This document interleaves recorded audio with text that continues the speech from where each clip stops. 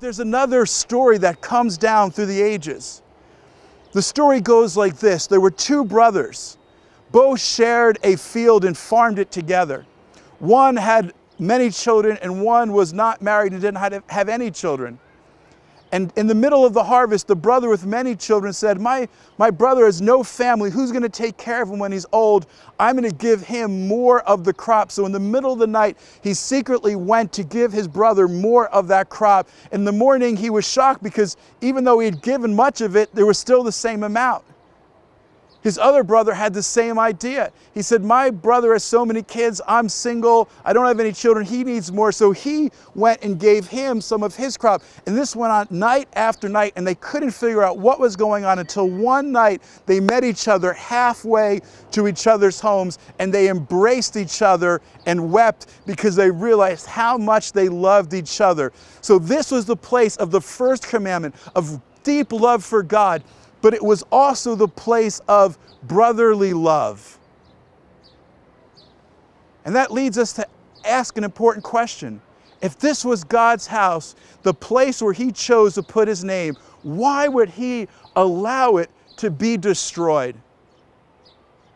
The first temple was destroyed because of idolatry.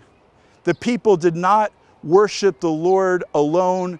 They began to worship other gods and idols as well, so God allowed his house to be destroyed.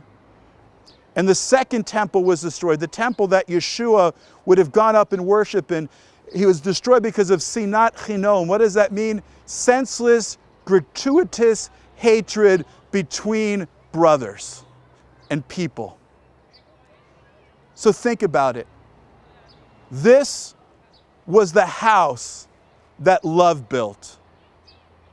It was built on the first commandment to love the Lord your God, Abraham our father. It was built on the second commandment to love your neighbor as yourself. It was connected to the two tablets, which symbolizes the two great commandments. When the foundation of love was destroyed, God's house could no longer stand. If love built it, hate destroyed it. And friends, Messiah came with the antidote. At the heart of his message was the v'ahavta, to love the Lord your God and love your neighbor as yourself. If his message would have been believed, the destruction could have been prevented. The rabbis say that every generation that does not see God's house rebuilt is guilty of having destroyed it. And there's truth in that. The question that we have to ask ourselves is, have we learned the lesson? Do we really love God? Do we really love our neighbor? And I think oftentimes we don't. And we will not see this place rebuilt until that happens. There's a lot of religion in Jerusalem, but God doesn't want religion. He wants a real relationship built on love and connection to him and real connection to one another.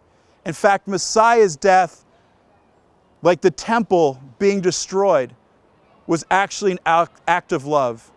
God allowed his temple to be destroyed. Why?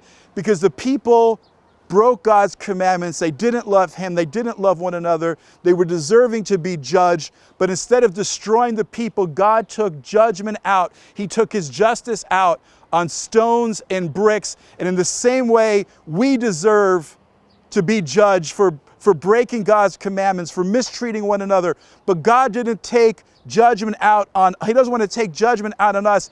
He took it out on his son, the Messiah, who said, destroy this temple, meaning his body, and I will raise it up in 3 days. 3 days, 3 days is 72 hours. It's the Hebrew word chesed in Hebrew. God's loving kindness is the reason why he allowed his house to be destroyed, why he allowed the Messiah to die and to be raised again. And friends, I don't know about you, but I want to see Messiah come. I want to see paradise restored. I want to see the kingdom come on earth as it is in heaven. If love is what built it and hate is what destroyed it, then it's only going to be through radical, gratuitous, unconditional love for one another that God will once again establish his presence in our midst and transform this world. So I want to encourage you. Do you have hate in your heart towards other people? Do you have hate in your heart towards another family member? Someone that has hurt you in your life? Are you carrying offense in your life? Unless you lay that down, your life will lay as desolate as these remains that we're standing in front of today. God wants to rebuild your life.